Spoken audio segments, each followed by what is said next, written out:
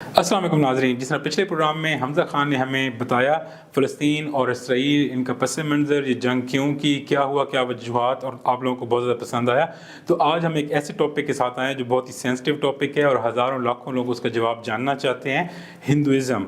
जी, आपको मुख्तलिफ़ मज़ाहिब के बारे में पता चला होगा कि इस्लाम कैसे फला फूला, कैसे बढ़ा और इसकी तबलीग तशरीह किस तरह होती है। ईसाईयत का आपको पता चलेगा, यहूदियों को पता चलेगा। आज हम बात करेंगे हिंदुइज़्म के बारे में। तो जी हमज़ा ख़ान, कैसे हैं आप? अल्हम्दुलिल्लाह इमरान, अल्लाह का शुक्र है। आप सुनाएं। जी, बहुत शुक्रिया।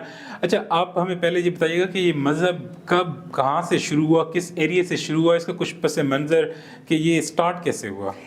हिंदुइज़्म के मज़हब की बहुत इंटरेस्टिंग कहानी है इमरान।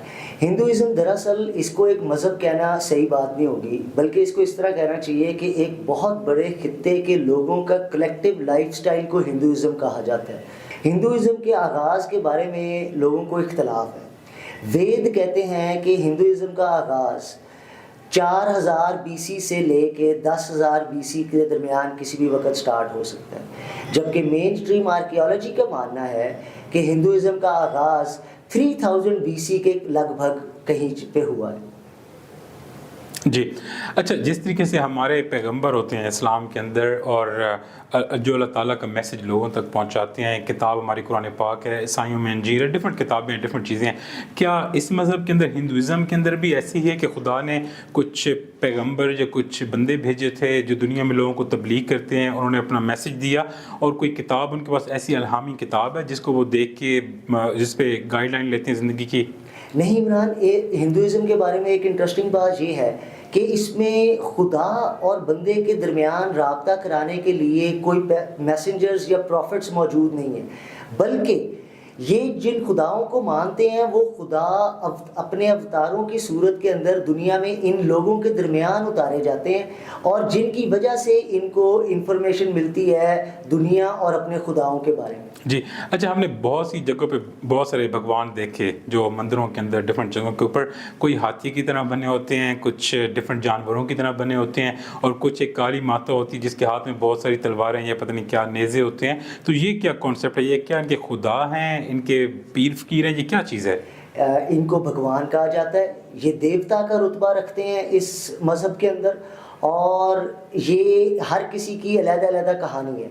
जिस तरह आपने बंदर का जिक्र किया तो हनुमान जो इनका देवता है वो बंदर की सूरत में है। दरअसल वो कोई खुदा नहीं था, वो दुनिया के अंदर एक ज़ाती बस्ती थी जिसको जो बंदर नुमा इंसानों के ऊपर मबनी थी और उनमें से एक शख्स को राम के साथ दोस्ती की वजह से बहुत सारी पावर्स मिल गई और उसको आज जो हिंदू हनुमान के नाम से जानते हैं जी। और इसी तरह जिसका आपने जिक्र किया कि हाथी के सर वाला जो देवता है वो दरअसल दुर्गा जो देवी है उसका बेटा है जिसका शिव ने सर काट दिया था और फिर जो है वो दुर्गा के गम की वजह से शिव ने एक हाथी का सर उसके सर के ऊपर लगा दिया और उसको जो है वो हम आज गणपत के नाम से जानते हैं।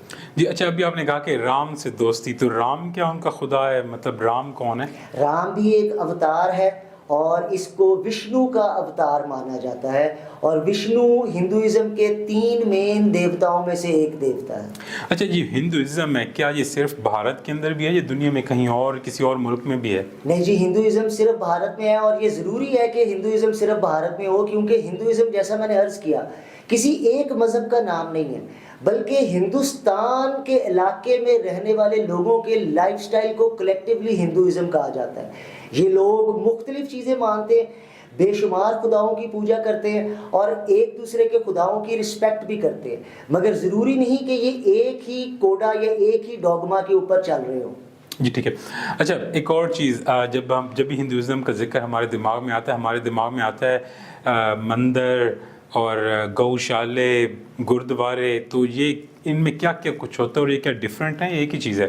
ये तीनों चीज़ें एक दूसरे से बिल्कुल मुख्तलिफ हैं। मंदिर वो टेंपल होता है जहाँ पे हिंदू अपनी इबादत करते हैं और अपनी मूर्तियाँ रखते हैं। जी। गौशाला यूजुअली मंदिरों के साथ अटैच्ड एक स्टेबल होता है جس کے اندر اس مندر کے ایڈمنسٹریٹرز جو کہ پنڈت وغیرہ ہوتے ہیں وہ ان گایوں کا جن کا کوئی مالک نہیں ہوتا ان کی دیکھ بھال کے لیے ایک public sort of space for cows ہوتی ہے جس کو گاؤ شالہ کہا جاتا ہے، جس کے اندر بغیر کسی معاوضے کے اور بغیر کسی فائدے کے ان تمام گایوں کا خیال رکھا جاتا ہے. اور گردوارہ سکھوں کی عبادت گاہ کو کہا جاتا ہے. تو سکھ اور ہندو کیا یہ ڈفرینٹ قوم ہے؟ جی بالکل، سکھوں کا ہندوازم کے ساتھ کوئی تعلق نہیں. سکھزم ایک بالکل برانڈ نیو ریلیجن ہے جو کہ کچھ 100 سال قبل گرو نانک نے انٹروڈیوس کیا تھا، اور یہ مذہب انڈیا کے اندر موجود ہندوازم اور اسلام کے اندر موجود صوفیزم کا ایک مکسچر ہے جس کے ذریعے ایک نیا کانسیپٹ گرو نانک نے انٹروڈیوس کیا تھا. اچھا، جیسے آپ نے بتایا کہ اسی جگہ پہ کولیکٹیولی لوگوں کا ایک مذہب یا جو بھی آپ ان کو رسم و رواج کہہ سکتے ہیں ہندوازم، تو کیا جب مسلمان یہاں پہ آئے، مسلمانوں نے یہاں پہ قبضہ کیا اور انگریز بھی آئے، تو اس مذہب نے ان مذاہب کو کیسے ایکسیپٹ کیا؟ کیونکہ یہ تو ٹوٹلی ڈفرینٹ ہے. جس طریقے سے اسلام کے اندر تو بتوں کو توڑا جاتا ہے، تو ان لوگوں نے کیسے رہنے دیا، یا کیسے یہ لوگ آپس میں ملے دونوں قومیں؟ عمران، ہندوازم ہر مذہب کو اور ہر خدا کو ایکسیپٹ کرتا ہے. دراصل کرسچینز اور مسلمز نے ہندوازم کو ایکسیپٹ نہیں کیا اور نہ ان کے کسی کانسیپٹ کو ایکسیپٹ کیا. تو اس کا مطلب یہ بنتا ہے کہ یہ قومیں زور زبردستی ہی آ کے انڈیا میں بسی پہلے. اچھا، ایک اور چیز یہ ہم نے پوچھنی تھی، بہت سارے لوگوں نے یہ ای میلز بھی کی کہ جس طریقے سے ہم قرآن پاک ہماری کتاب ہے جو کہ فائنل ہے، ہم جو بھی چیز زندگی کی ہمیں چاہیے ہوتی ہے ہم وہاں سے لیتے ہیں انفارمیشن، تو کیا ان کی بھی کوئی ایسی کتاب ہے ہندوؤں کی جس کو وہ فائنل سمجھتے ہیں؟ جی بالکل، یہ اپنے ویداؤں سے جو ہے وہ اپنی ساری انفارمیشن نکالتے ہیں، مگر اس کے اندر ایک بات جاننے کی ضروری یہ ہے کہ وید انسانوں نے لکھے ہیں، کسی پیغمبر نے یا کسی خدا نے وہ وید نہیں اتارے. چنانچہ ان کو الہامی کتابیں نہیں کہا جا سکتا. یہ کہا جا سکتا ہے کہ وہ ہزاروں سالوں کی نالج کا کلیکشنز ہیں. جی اچھا، ایک اور چیز یہ کہ یہ اپنے دین کی اسلام کے اندر بڑی ایک سب جانتے ہیں کہ تبلیغ کرتے ہیں، جو بھی مسلمان ہوں، بلکہ پیغمبروں کے بعد تو اب انسانوں کا یہ فرض ہے، مسلمانوں کا فرض ہے کہ وہ تبلیغ کریں. تو کیا ہندوازم میں بھی کچھ ایسا طبقہ، ایسے لوگ ہوتے ہیں جو تبلیغ کرتے ہیں؟ نہیں عمران، ہندوازم میں تبلیغ کا رواج ہی نہیں ہے. جیسا میں نے عرض کیا کہ ہندوازم تمام کانسیپٹس کو ایکسیپٹ کر لیتا ہے، چنانچہ ان کو تبلیغ کی ضرورت ہی نہیں ہے. آپ جس بھی کانسیپٹ کے ساتھ ہندوازم کے اندر آئیں گے آپ ایکسیپٹیبل ہوں گے. جی اچھا، ہم نے نا ایک ہندوازم کے اندر کچھ کنفلکٹس دیکھے ہیں. ایک تو یہ کہ ہم جب شو بیز میڈیا دیکھتے ہیں تو ہمیں ایسے لگتا ہے جس طرح یہ بہت ہی آزاد خیال، ایک ناچنے گانے والا، اور معاف کیجیے گا ویسے جو ہمیں سمجھ لگی اس طرح کا مذہب ہے. لیکن دوسری طرف ہم یہ دیکھتے ہیں کہ اگر کوئی شخص مر جائے تو اس کی بیوی کو زندہ جلا دیتے ہیں. ایسے کام بھی ہیں کہ کوئی اس پہ بری نظر نہ ڈالے یا مرنے کے بعد کوئی اس کو بھی آبرو نہ کرے. تو اتنا کنفلکٹ، یعنی کہ ایک جدید بھی مذہب لگ رہا ہے، لیکن وہیں پہ آپ نے دیکھا کہ کچھ لوگ ایسے ہوتے ہیں جو کہ گائے کا یورین بھی پیتے ہیں. تو یہ بہت سارے کنفلکٹس ہیں. تو کس طریقے سے ایک مذہب کے اندر یہ ساری چیزیں اکٹھی ہو سکتی ہیں؟ بالکل جی، اور اس کی وجہ یہی ہے کہ ہندوازم مذہب نہیں ہے بلکہ ایک بہت سارے ڈفرینٹ لوگوں کا لائف سٹائل کو ہندوازم کہا جاتا ہے. اور اس کے جو بنیادی وجہ ہے وہ یہ ہے کہ ڈانس اور میوزک ہندوازم کے لور کا حصہ ہے، یعنی کہ ہندوازم کی فنڈامنٹل کہانی کا حصہ ہے. فار ایگزامپل، شیو جب دنیا کو تباہ کرتا ہے تو وہ اپنے ڈانس کے ذریعے دنیا کو تباہ کرتا ہے، اور پاروتی جب شیو کو کام ڈاؤن کرتی ہے تو وہ بھی اپنے ڈانس کے ذریعے کرتی ہے. چنانچہ ان کی رسومات کے اندر ڈانس شامل ہے. اس کا قطعی یہ مطلب نہیں ہے کہ یہ ایک آزاد خیال جو ہے وہ کانسیپٹ ہے. دراصل اگر ڈیپلی ہندوازم کو اسٹڈی کیا جائے تو ہندوازم ایک تنگ خیال جو ہے وہ آئیڈیا ہے، بیکاز اس کے اندر سوسائٹی کے لوگوں کو 4 حصوں میں ڈیوائڈ کر دیا گیا ہے، اور یہ چاروں حصے کبھی بھی اپنے سٹیٹس سے تجاوز نہیں کر سکتے. جی اچھا، ایک بڑی انٹرسٹنگ سا کوشچن وہ یہ کہ یہ جو کریکٹر ہیں اس کے اندر ہنومان، سیتا، رام، راون، یہ کیا کہانی ہے؟ ہنومان، رام اور سیتا ایک ہی کہانی کا حصہ ہے. یہ ماں بھارت کہانی کا حصہ ہے. رام وشنو کا اوتار تھا جس کو سیتا جو کہ ایک پرنسس ہے اس سے محبت ہو گئی، اور راون جو کہ اس کہانی کا ولن ہے وہ سیتا کو اغوا کر کے لنکا لے گیا، جو کہ سری لنکا میں موجود ایک کنگڈم کا نام تھا. ہنومان نے اس مشن کے اندر کہ سیتا کو رہا کروانا ہے اس کے اندر رام کی مدد کی، جس کی وجہ سے ایونچولی ہنومان کو بھی دیوتا کا سٹیٹس دے دیا گیا. بہت ہی انٹرسٹنگ کہانی ہے. جی اچھا پھر بھی ایک کانسیپٹ جو بھی آپ کی ساری باتوں سے کوشچن شاید میں اسی طریقے سے نہیں کر پایا کہ ان کا خدا کون ہے، یہ کس کی عبادت کرتے ہیں؟ یہ اپنے دیوتاؤں کی تمام کے تمام دیوتاؤں کی عبادت کرتے ہیں، مگر اس کے علاوہ ایک یونیورسل قوت کو بھی یہ مانتے ہیں جس کو اکثر آپ نے ایشور کے نام سے سنا ہوگا. ایشور کو ایز اٹ از خدا نہیں کہا جا سکتا. جس طرح عام طور پہ آپ نے سنا ہوگا کہ ہندوازم میں بھی ایک خدا ہے، تو دراصل یہ بات حقیقت کے قریب نہیں ہے.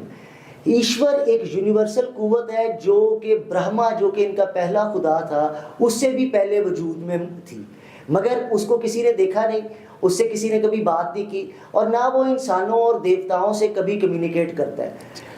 اچھا ایک ان کی ایک ایسی نہر جیسا دریا ہے جہاں پہ یہ مردہ لوگوں کی آرتی یا پتہ نہیں کیا اس کو کہتے ہیں، اس کو وہاں پہ ڈال دیتے ہیں، اور زندگی موت کا کانسیپٹ، جنت دوزخ کا، یہ چیزیں کس طرح اس مذہب میں سماتی ہیں؟ یہ اپنے جلے ہوئے مرداؤں کی جو خاک ہے، جن کو استیاں کہتے ہیں، ان کو گنگا میں بہاتے ہیں، اور وہ بہانے کی وجہ یہ ہوتی ہے کہ یہ موت کو کوئی اینڈ پوائنٹ نہیں سمجھتے، بلکہ موت کو ایک سفر کا حصہ سمجھتے ہیں جو گنگا کے ذریعے طے کیا جاتا ہے. اور یہ سفر موت سے زندگی اور پھر زندگی سے واپس موت کی طرف دوبارہ یہ سفر ہوتا ہے. جی اچھا نیکی بدی کا کانسیپٹ اور جنت دوزخ کا بھی ہے؟ جی بالکل، نرک اور سورگ کا کانسیپٹ ہے ہندوازم کے اندر، مگر یہ مسلمانوں کی طرح ایک زندگی کے بعد نہیں جو ہے وہ عطا ہوتی، بلکہ 7 دفعہ جنم لینے کے بعد اور 7 دفعہ مرنے کے بعد ایونچولی فیصلہ ہوتا ہے کہ آپ نرک میں جائیں گے یا جہنم میں جائیں گے. پہلے ہوتا یہ ہے کہ آپ اپنی زندگی میں اگر اچھے کرم کرتے ہیں، یعنی کہ اچھے کام کرتے ہیں، تو آپ کو اگلے جنم کے اندر دنیاوی طور کے اوپر بہتر سٹیٹس ملتا ہے، اور اگر آپ برے کام کرتے ہیں تو اگلے جنم کے اندر آپ کو دنیاوی طور کے اوپر برا سٹیٹس ملتا ہے. جیسے آپ کو جانور بنایا جا سکتا ہے یا کیڑا بنایا جا سکتا ہے. جب یہ 7 جنم پورے ہو جاتے ہیں تو پھر آپ نے جس طرح یہ زندگی گزاری ہوتی ہے اس کے مطابق آپ کا نرک اور سورگ کا فیصلہ ہوتا ہے. جی اچھا ایک بہت ہی سوشل سا کوشچن کہ کیا وہاں پہ بھی عورتیں مرد دوبارہ شادی کر سکتے ہیں یا کچھ، کیونکہ ستی کی رسم کو ہم نے جب سنا تو اس کے بعد تھوڑا سا ہمیں لگا کہ پتہ نہیں کیا کچھ ہو سکتا ہے کیا کچھ نہیں، تو آپ کو کیا اس کے بارے میں ہمیں بتائیں؟ پہلی تو یہ بات جاننا ضروری ہے کہ اب انڈیا کے اندر ستی کی رسم کمپلیٹلی ابالش ہو چکی ہے، مگر دوسری انٹرسٹنگ بات اس کے اندر یہ ہے کہ ستی کی رسم ایونچولی mid 70s میں جا کے کمپلیٹلی ابالش ہوئی تھی. یعنی کہ اس رسم کا اتنی گرفت مضبوط تھی سوسائٹی کے اوپر کہ ماڈرن دور آنے کے بعد بھی کئی سال لگے اس رسم کو ختم ہوتے ہوتے. تو ستی کی رسم کو کسی بھی صورت میں اگنور نہیں کیا جا سکتا. جہاں تک شادی کا سوال ہے، انڈین جو ہندو عورتیں ہیں وہ اپنے مرد کے مرنے کے بعد دوبارہ نہ شادی کرنے کا رواج ہندوازم کے اندر ایک نیا رواج ہے. اگر اینشنٹ انڈیا کو دیکھا جائے تو وہاں پہ یہ رواج اس طرح قائم نہیں تھا. نہ عورتیں اپنے آپ کو ستی کرتی تھیں اور نہ اپنے مرد کے مرنے کے بعد دوبارہ کبھی شادی نہ کرنے کا فیصلہ کرتی تھی. اینشنٹ انڈیا کے اندر کئی ایگزامپلز موجود ہیں کہ مردوں نے بھی ملٹیپل شادیاں کی ہیں اور عورتوں نے بھی ملٹیپل شادیاں کی ہیں. عورتوں کی ملٹیپل شادیوں کی سب سے مشہور کہانی 5 پانڈو بھائیوں کی کہانی ہے، جن میں 5 بھائیوں نے ایک ہی عورت سے شادی کی تھی، اور بے شمار ہندو بادشاہ ایسے گزرے ہیں جنہوں نے ملٹیپل شادیاں کی ہیں، درجنوں بلکہ سینکڑوں شادیاں بھی کی ہیں. اچھا جس طریقے سے کچھ مذاہب آپس میں ملتے جلتے ہیں، اسلام اس کے اندر پیغمبر ہوتے ہیں، ایک الہامی کتاب ہے، اللہ تعالیٰ کی عبادت کرتے ہیں. اگر ہم کرسچینٹی کے اندر دیکھیں تو وہاں پہ بھی وہ ایک الہامی کتاب اور ایک پیغمبر کی بات سنتے ہیں اور اللہ تعالیٰ کی عبادت کرتے ہیں. تو ہندوازم کس مذہب سے ملتا جلتا ہوگا؟ اگر ہم اس کو سمجھنا چاہیں تو ہم کیا کہہ سکتے ہیں کہ اس طرح کا مذہب ہے؟ عمران، ہندوازم ماڈرن دنیا کے کسی بھی ریلیجن سے نہیں ملتا، مگر ہندوازم کا شاخسانہ اینشنٹ زمانے کے ریلیجن سے ملتا ہے. فار ایگزامپل جو مائن سویلائزیشن کا ریلیجن تھا اس کا انڈین سویلائزیشن کے ریلیجن سے بڑا ہی گہرا تعلق ہے. اسی طرح جو میسوپوٹیمین اور سومیرین سویلائزیشن تھی اس کا بھی ہندو مت کے ساتھ بڑا گہرا تعلق ہے. اور اس کی وجہ یہ ہے کہ یہ ریلیجن ایک دم کریٹ نہیں ہوا. انڈس ویلی سویلائزیشن جو کہ 3300 BC کے اندر جو ہے وہ وجود پذیر آئی تھی، اس کے اندر ایک ریلیجن پریکٹس کیا جاتا تھا جس کا ہمیں آج نام نہیں پتا، کیونکہ وہ جس زبان میں مینشنڈ ہے ریلیجن، ہم وہ زبان پڑھ نہیں سکتے۔ اس ریلیجن کو سینٹرل ایشیا سے جب آرین قوم نے آ کے ان شہروں کے اندر جو ہے وہ تجارت شروع کی اور ان کا آنا جانا شروع ہوا، تو ان کی موجودگی کی وجہ سے جب یہ دو کلچر کمبائن ہوئے تو ہندوازم کا مذہب کی پہلی جو شاخیں تھی وہ وہاں سے نکلنا شروع ہوئی۔ اسی طرح جو یہ زبان بولتے ہیں آج سنسکرت، وہ بھی اس زمانے میں کئی پرانی زبانوں کے مکسچر سے ایک نئی زبان کریٹ ہوئی۔ چنانچہ یہ کہا جا سکتا ہے کہ سنسکرت اور ہندوازم انڈیا کے اندر دراصل امپورٹڈ ہے۔ جیسے کہ اسلام کے اندر کوئی فوت ہو جاتا ہے تو ڈفرینٹ طرح کی رسمیں ہوتی ہیں، وہ سال ثواب کے لیے ہم قرآن پاک پڑھتے ہیں، دعا کرتے ہیں، تو کیا ہندو جب فوت ہو جاتے ہیں ان کے لیے بھی کوئی ایسی دعائیں ہوتی ہیں کہ یہ نرک میں یا سورگ میں جائے؟ یہ دعائیں نہیں ہوتی کہ یہ نرک میں یا سورگ میں جائے، مگر ان کے رسومات پھر بھی ہوتی ہیں جو کہ کرنا ضروری ہوتی ہیں۔ اس کی وجہ یہ ہوتی ہے کہ جس طرح کہ میں نے عرض کیا کہ ہندو مت کے اندر موت ایک جرنی کا حصہ ہے، تو اس جرنی میں اسسٹ کرنے کے لیے مرے ہوئے شخص کو جو چیزیں ریکوائرڈ ہوتی ہیں وہ آخری رسومات میں ادا کی جاتی ہیں۔ جی اچھا، مندروں کے بارے میں ہم نے سنا ہوا کہ ان کے پاس بہت سونا ہے، اس کا مطلب ہے کہ پہلے شاید یہ امیر لوگوں کا مذہب تھا یا وہ سونا، کیا ابھی بھی یہ سچی بات ہے؟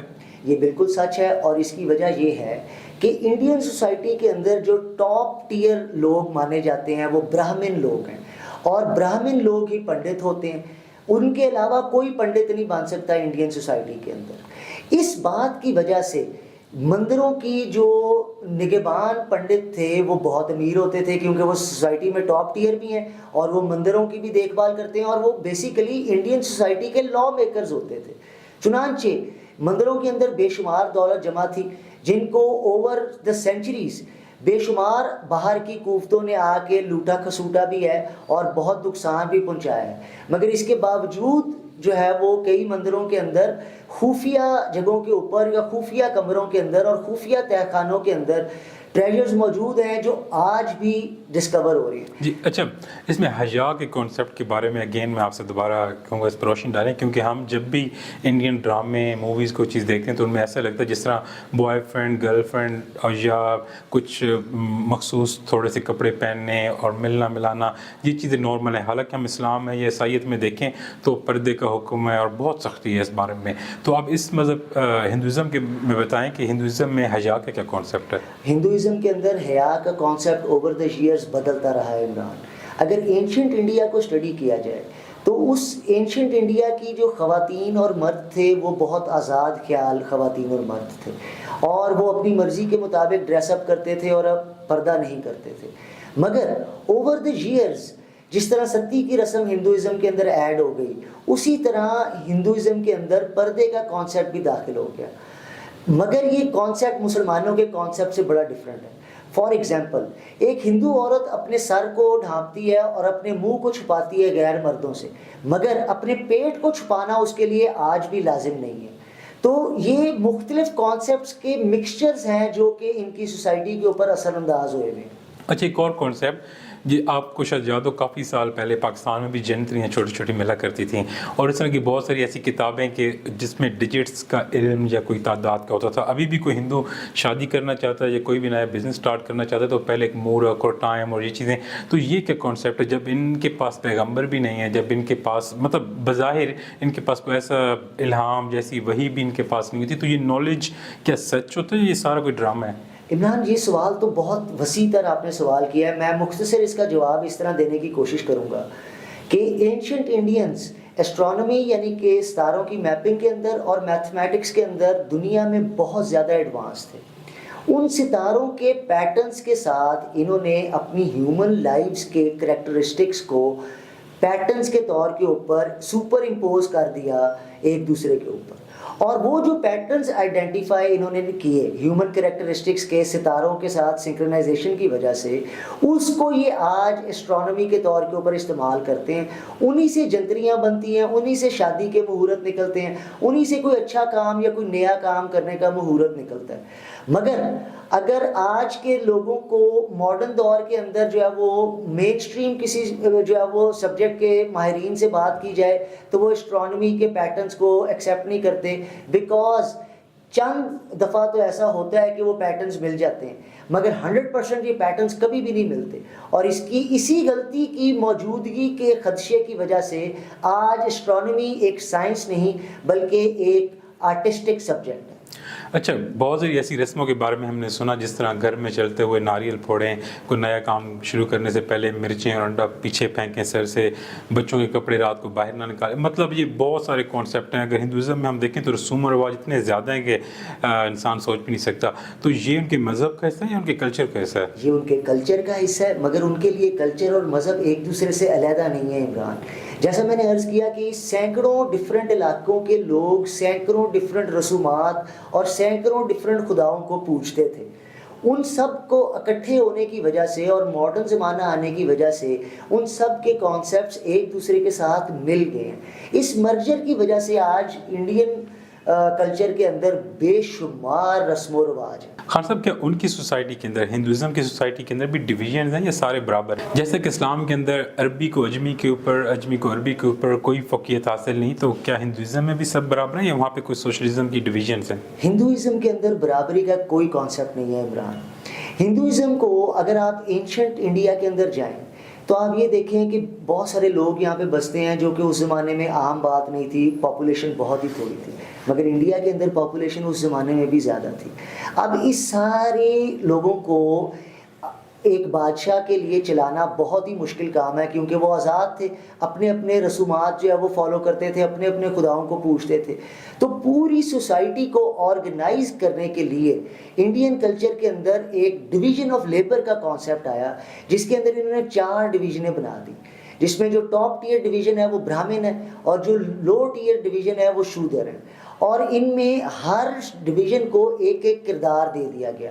فار ایگزامپل، برہمن جو ہے وہ لا اور ریلیجن کے جو ہے وہ نگہبان ہوں گے، اور شودر جو ہوں گے وہ لیبر کے جو کام کریں گے، فار ایگزامپل جو ہے وہ صفائیوں کا کام اور کھیتی باڑی کا کام اور اسی طرح کے جو لو پروفائل کام سوسائٹی کے اندر ہوتے ہیں۔ مگر اس کے علاوہ انڈین سوسائٹی کے اندر ایک ڈویژن واریئرز کی ہے، یعنی کہ سولجرز کی ڈویژن ہے، جن کا کام آرمیز کے ساتھ لڑنا ہوتا ہے، اور ایک ڈویژن تاجروں کی ڈویژن ہے، جن کا کام ملک کے اندر تجارت کرنا ہوتا ہے۔ جی، بہت شکریہ آپ کا، آج بہت ہی مزہ آیا، اور امید ہے کہ جو بھی ہمارے آڈینس نے کوشچنز کیے تھے ساروں کے جواب مل گئے ہوں گے۔ انشاءاللہ تعالیٰ خان صاحب آپ کو نیکسٹ نشست میں بلائیں گے، جس میں ہم کچھ اور ٹاپک جو بھی کمنٹس کے اندر ہمیں لوگ پوچھیں گے ہم سے، جس کے بارے میں انفارمیشن لینا چاہتے ہیں، انشاءاللہ تعالیٰ ہم وہ بتائیں گے۔